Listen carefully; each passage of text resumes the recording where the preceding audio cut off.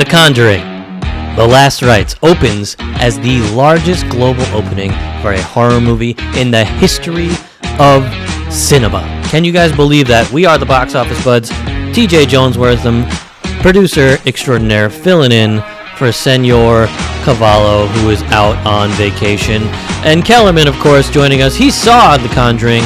Was it worth this hype and this amount of money that it made this weekend?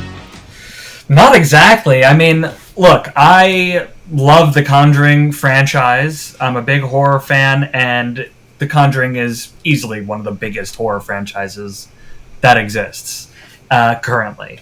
And, you know, even knowing that that it was going to be a big success for horror movies, I still didn't think that it would double the projected opening box office. What did it make? 80 million? 84.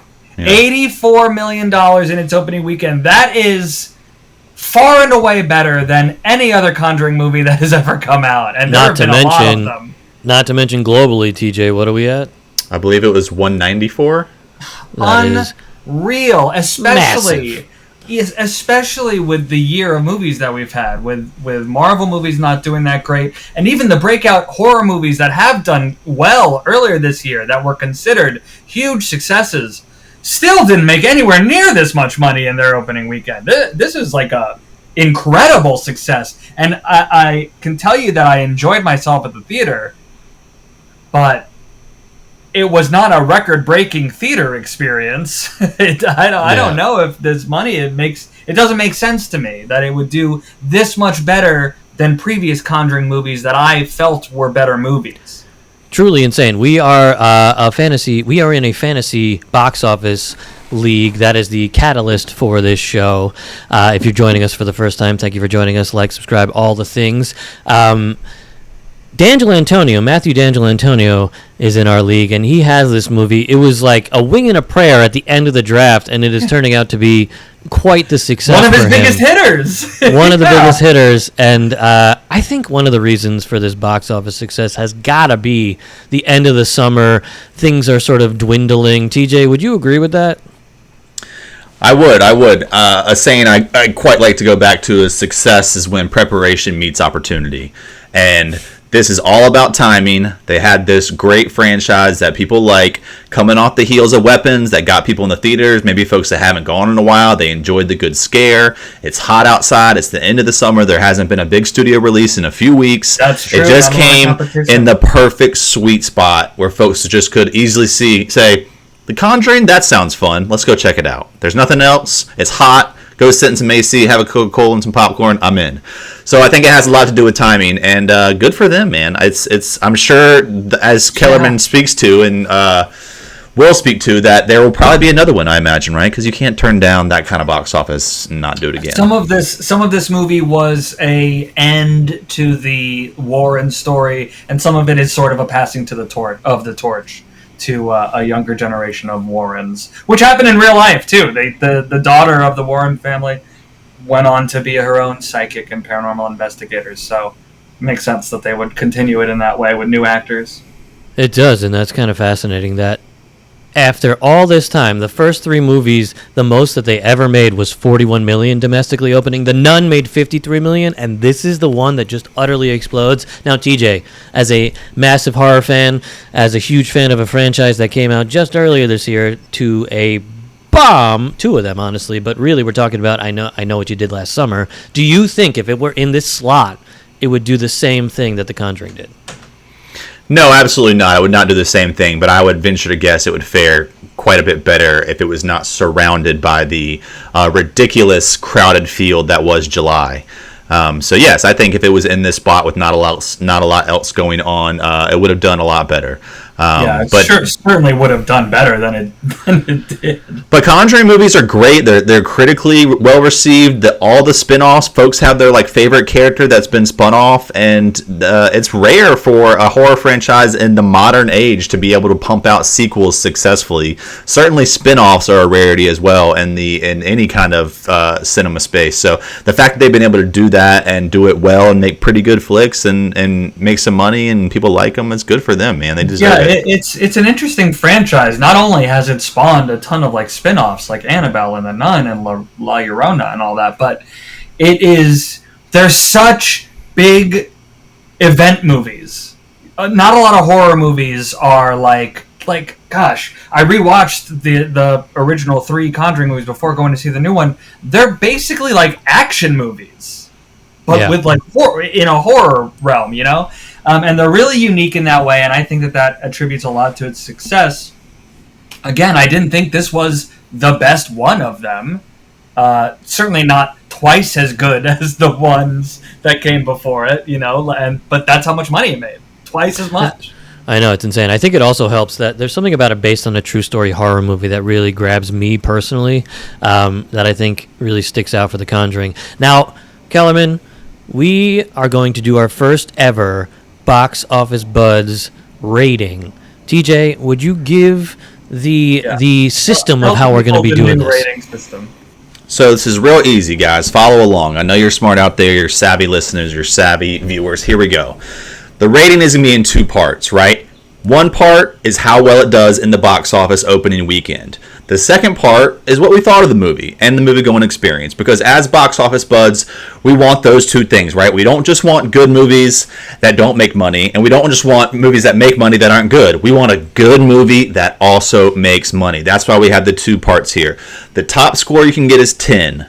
10 is the best, 1 through 10. The first component, how it did in the theaters, is based on its box office that first weekend versus its budget. In this scenario, it's not even important to break down the numbers, but The Conjuring made more than its budget opening weekend, so it is a 5. Out of 1 through 5, it made a 5. Now, Kellerman is going to come in here, and he has also the same 1 through 5 to tell us what he thought of the movie and the movie-going experience. We will combine those numbers, and that will give us our 1 through 10 box office rating, how much money it made in relation to its budget, and how the bud who saw the movie enjoyed it.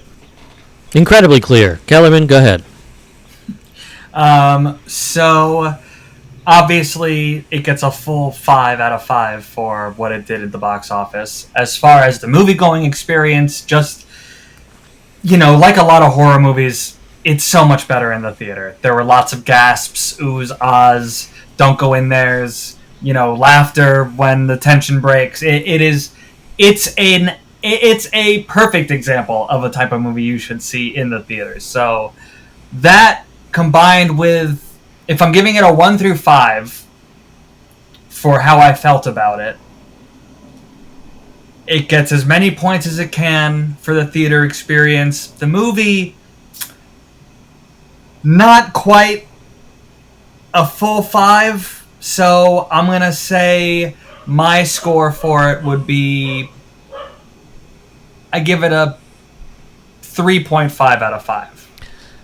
So this is an 8.5 movie. This is the official Box Office Buds rating, 8.5 for The Conjuring: The Last Rites. For context, 8.5 buddy points. For context, Sinners is a 9.5. So The Conjuring is a very, very high score. And Weapons in retrospect would probably be a 9 or a 9.5 as well. Did really well at the box office, and we all really liked it. So that's the sweet spot. Those 2 things coming together. Absolutely. It's interesting that most of those have been horror movies. A lot of the breakout movies this year have been horror movies. You know, I banked hard on like strict action flicks, and the horror movies have just strongly outperformed this year. Well, also something like The Naked Gun. You know, we all liked it well enough, but it did not do well at the box office. So it's more like a 5.5 in the box office bud rating because it did not bring in the bucks that helps the box office thrive. I tend to agree.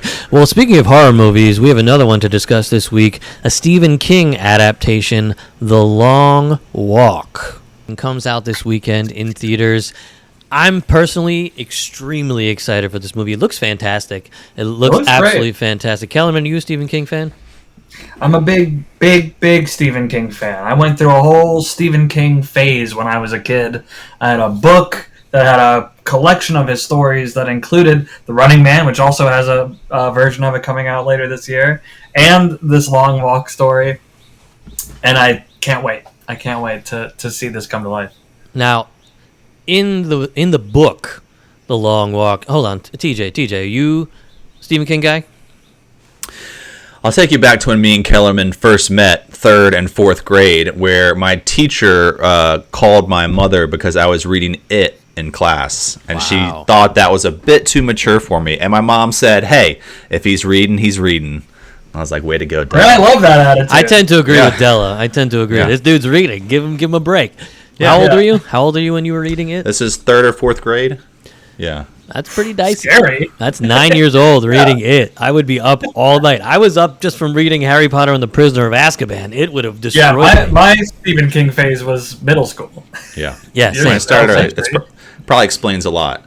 But also, the TV movie had came out at that point, which we were all shaped by with Tim Curry, which was, even though it wasn't in theaters, I still think one of the best Stephen King adaptations that exists. Still scary as hell. Isn't that kind of crazy that was a TV movie that we all just laud? I mean, it's shocking. There were a lot of Stephen King TV movies in the 80s that got traction. Silver Bullet, Tommyknockers was a big one when I was a kid. There's a Shining one that Stephen King prefers over Kubrick's Shining. It's closer to the book. Yeah. Oh, wow. With Steven Weber, who I love. Yeah. Well, I love Steven Weber. That's interesting. I would love to see that. That's very cool. It was like a miniseries. It's a miniseries, yeah. 6-episode event. Well, The Long Walk is essentially a competition similar to the Hunger Games, similar to a Squid Game scenario, where people just have to walk at a certain miles per hour. In the book, it was 4 miles per hour. In the movie, they switched it to 3 because Stephen King believes it would be more believable. That's more realistic. To be able to walk at 3 miles per hour for an extended period of time. Do you guys think that you could walk extensively at 3 miles an hour? Yeah, I mean, I'm certainly not a track runner, but I think I'm athletic enough to keep up a good walking pace. For days at a time? Well, I mean, they're not allowed to, like, sleep or any of the stuff, so maybe not. I don't know. I'm certainly not in triathlon condition. I don't know. You look pretty great to me. In the marketing of this movie, they're doing screenings where people are on treadmills walking at the same pace that everyone in the movie is walking at. And if they go below 3 miles an hour, they can't watch the rest of the movie. They don't die, thankfully, but I do think that I could do it for 2 hours while watching I think easily. TJ, I mean, is this even like a necessary thing? I feel like 3 miles an hour, 3 on the treadmill, is like standard just below walking pace. Well, it's interesting because I pitched this idea to my wife several months ago when we're always, speculating how to reinvigorate movie theaters. And I was like, wouldn't it be smart if Gold's Gym or 24-Hour Fitness had a theater where you could go in and they would have actual new movies and you could just plug in onto a bike or a treadmill or whatever and get cardio in and watch a new movie? Doesn't that make sense? And so then I saw this ad. I was like, maybe this is going to get some other wheels turning. But I could last this movie. And quite frankly, I would like to do this recreationally. I wish it was an option we could go to the theater and get a workout in and watch a new movie. It'd be great. Fun. TJ, let's offline about this. This is a great idea. We're going to start the first ever gym cinema. I think that's Ginema. Let's go. There's so many theaters that are just sitting there empty. You know what I mean? Why not let one of these gyms rent it out and collaborate and, be great. I love this idea. This is actually kind of brilliant. You saw it here first. We came up with the trademarked. We're keeping this idea. This is ours, mainly TJ's, but I'm stealing it as well. Mop it in. This is genius. We need to just get some funding, which I think should be easy in this town, right? Right. Kellerman, in your history with Stephen King, where would you put The Long Walk in terms of stories that you love? Well, are we talking about books, or are we talking about movie adaptations? I'm talking about the books first. We'll get into movie adaptations in a second. No, it's certainly I remember it, which I certainly don't remember all the Stephen King stories that I read, but it is one of the more memorable ones. I don't put it against his classics Shining and Cujo and It and all those things. But when I saw that the movie was coming out, I immediately was like, oh, I remember that story. That's a good one. Hell yeah. All right, gentlemen. Well, I think we should do a Stephen King top 3 movie adaptations. What do you guys think? Yes.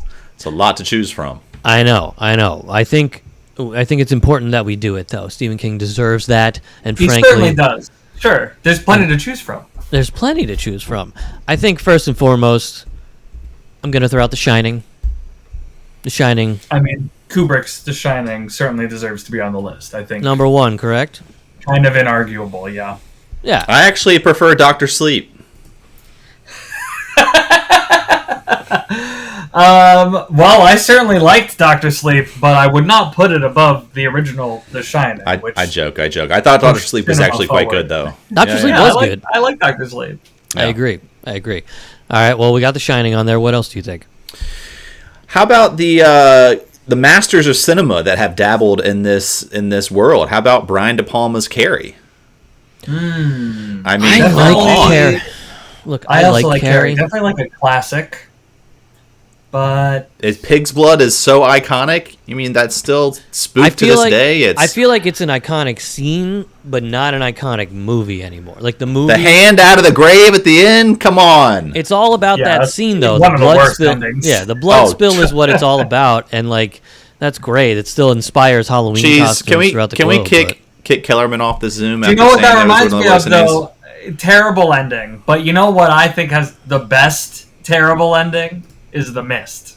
God, I love The Mist. I love The Mist. I also love The Mist. I love The Mist so much. And you know what? I'm team the ending. I think the ending works. It's the best, worst ending ever. It's like, it's easily the hardest acting job in the world. Like, finding out that the entire thing you were fighting for, the whole movie, spoiler alert, is completely... Yeah, don't spoil it. Don't spoil it. Don't spoil it 15 If years you haven't later. seen The Mist, go back and watch The Mist. and then come back and comment on this. I would 100% put The Mist though on there. I think the acting in The Mist is incredible. I think the filmmaking on that budget is excellent. The CGI is kind of meh, but like whatever. There's a black and white version that I hear is much better and makes the CGI much more tolerable. It makes everything make a little bit more sense. It feels. Marcia Gay Harden is legitimately Oscar worthy in that movie. She's amazing in that movie. It's a good one. It's a good one. And I know earlier, TJ, you mentioned reading It when you were young. And of course, the classic Tim Curry, It is a classic. And I love Tim Curry. But I'm of the rare opinion that the new It is better. I like the new It movies better than the original. The new It's not going on this list, Kellerman. It's not happening. If it would have been one movie and that director wouldn't have gotten over his skis and made that second part as ridiculous as he had, I think I might be with you. Because I think the first part is damn near perfect. But part two just I like loses both me. parts. Oh, man. The adult cast is so good, though. They are. They're all great. I enjoy the new It's, but no. I would think about the original It, though. I would consider the original It. I think it's the most one of the most iconic, easily. That character alone is just incredibly iconic. Certainly. No question. I mean, is Tim Curry as It one of the best villain performances sure, of all time? Sure. Could Tim be. Curry is... It's either Tim that. Curry's It's either always Tim so Curry good. in It or Tim Curry in Congo. You know. Oh, another Congo mention. Gotta mention Here we Congo. Well, then we got to talk about the dramas, like the classic dramas. I mean, how do we put I know It? if Tony were here, he'd want us to mention Stand By Me. Yeah, which is but one of his favorites. Stand By Me is not I don't going think on it the goes on the list, but Stand By it Me is not is going on the list. a classic, great. Stand By Me. It's got to go on the list. Stand By Me. I You tend kidding to me? agree. I agree. It's a great movie. Great movie. That's pretty But good. Come on. the one that I'm referring to, Shawshank. Shawshank. Wow, Shawshank's a good one. How do you not put Shawshank on the list? It's like in the top Shawshank 5 is movies such of a all good time. movie. Yeah, I might Period. have to put that on the list. You know what? Yeah, it's amazing. I mean, how many signature scenes you can just watch in a vacuum? I mean, the rooftop scene, you know, when they're tarring the roof and the guys crack the brewskis. When the library scene following that, when he's doing everybody's taxes, that whole montage. The opening sequence where he's in the car. I mean, the inn, I'm going to mispronounce it, but Guantanamo. Yeah. Oh, my God. Amazing stuff. Let me before we decide on these, let me just throw out one more that is like one of my personal favorites. I'm curious how you guys feel about it. We can't put the monkey on there, Kellerman. I'm sorry. The monkey not the is monkey. not up to snuff. Dreamcatcher? Kellerman. Ooh, No. it's got my man Jason Lee in that one, right? I And like Jason Lee. Dreamcatcher. I love Jason Dreamcatcher Lee. is like considered by many, many people to be easily the worst Stephen King movie. I like that Easily. one. There's no question it's the worst Stephen King movie. Like I don't even need to. It's so bad. Oh, hold on a second. There are some really bad Stephen King movies. The original Running Man. You think it's worse than Schwarzenegger's Running Man? It's close. It's You close. think it's worse than Silver Bullet with Gary Busey? That's a product of the time, you know. That's a product of the time. All right, so far we have Shawshank and The Shining for sure. It and It is in the running. What else do we have in the running? I would put the Mist over the Shining. I'm rattling off 3. Yes or no? Christine. No. No. Misery. Ooh, Academy Award winning Misery. That is a good one. Ooh, all right. Misery. I think Misery, It, or The Mist are, and that would be a great list in itself. Misery, It, or The Mist. Wait, you have one more, TJ. One more. Firestarter. The original Drew Barrymore Firestarter. No thanks. Okay, great. Misery. How about the new one? No. I didn't like the new one. I didn't like the sequel to Carrie either. There was like but I 7 did when sequels. I was a teenager. Of course. Misery, It, or The Mist. Kellerman. Wait, Shawshank is just off the list? No, Did I miss that? Shawshank and The Shining are on the list. Okay, fair enough. Misery, We're trying to decide on the or third. The Mist. Misery's a great Out of those pull. 3, I vote for The Mist. Guys, the original It is his most iconic adaptation, and the fact that it's a TV movie and we all just know it as this like pop culture moment and it wasn't even in theaters, come on, baby. But shouldn't that disqualify it from being on the list? No, it's a movie. And I think it's got to be Break the tie Misery. here. It's got to be Misery. Oh my god. So you let us know. Let us know Oh, what hold you on a think second. that Hold on a second. third Hold on. Misery is more of a drama than a horror. Oh man, it really straddles that line though, doesn't it? She's terrifying in that movie. Yeah. She's Guys. so good. Oscar-winning horror performance. Give me a break. That's tough. Yeah. Well, let us know what you think in the comments. What is that third one? Is it The Mist? Is it It? Or is it Misery? Or is it something completely different? Let us know. Dreamcatcher. Is it Dreamcatcher? Probably not. Finishing off the episode, we will do what we do every week. Pick the over or the under for the next big movie coming out. And that is Demon Slayer. Everyone excited for this movie?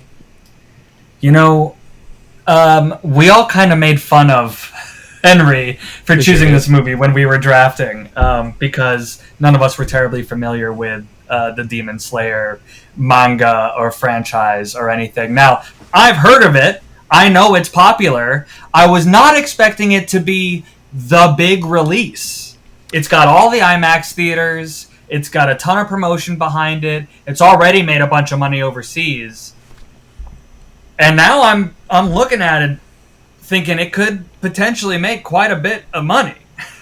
I mean, And it's crazy because the prequel K-pop Demon Hunter just came out, right? So it's so strange that just a few... Wait, they're not the same franchise? No, Demon Hunter, Demon Slayer, 2 different things. I genuinely think people are going to go to the theaters expecting K-pop Demon Hunters and be very confused. But Demon There's a Slayer, chance that that'll benefit. that will benefit it for sure. But Demon Slayer made somewhere between, the numbers are so like confusing internationally right now, but it's somewhere between 75 million and 300 million. Either way, that's a solid start. And do we think that these numbers will continue stateside? We'll find out now. Now, TJ, our producer extraordinaire, who is brilliant with the numbers every week, gives us a number to decide if it's going to go over that number or under that number each week. I am doing horrendously at 14 and 19 so far. I think maybe even 14 and 20.